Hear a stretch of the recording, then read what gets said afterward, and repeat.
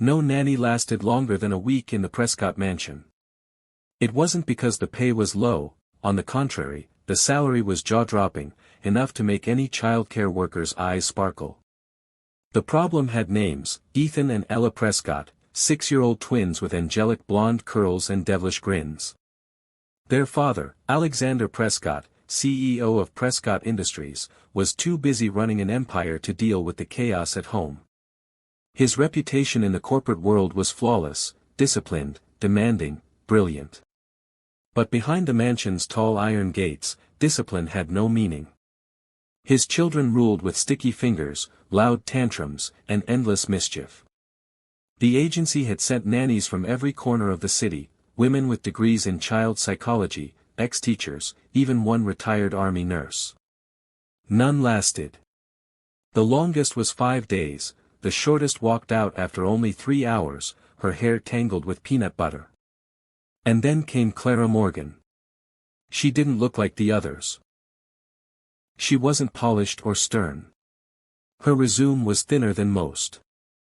But she carried herself with quiet determination as she walked up the marble steps of the Prescott mansion, clutching her small leather bag. She needed this job.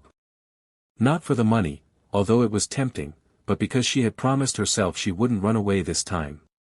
"Good luck," the housekeeper whispered, opening the door. "You'll need it." Inside, chaos had already begun. The twins were racing down the grand hallway, one wielding a water gun, the other dragging a teddy bear on a leash. Clara stepped directly into their path. Water sprayed her dress. The teddy bear smacked against her shin. Both children stopped short, expecting the usual shriek or scolding. Clara only raised an eyebrow. "Well," she said calmly, "I've always wanted to be greeted like royalty. Do I bow, or do you?" The twins blinked. That wasn't the reaction they were used to. Ethan grinned slowly. "You're not screaming." "Not yet," Ella added with suspicion. Clara crouched to their level, brushing her damp sleeve as if nothing had happened.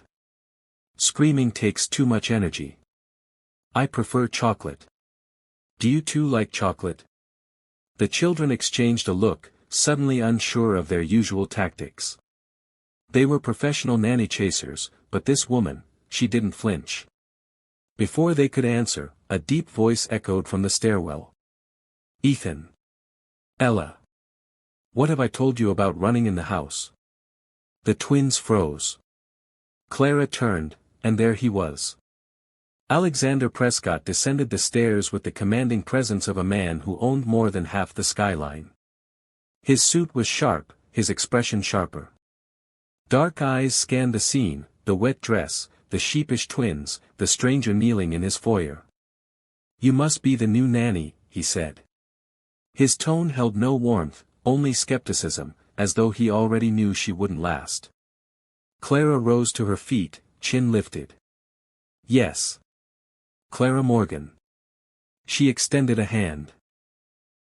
For a second, he seemed surprised.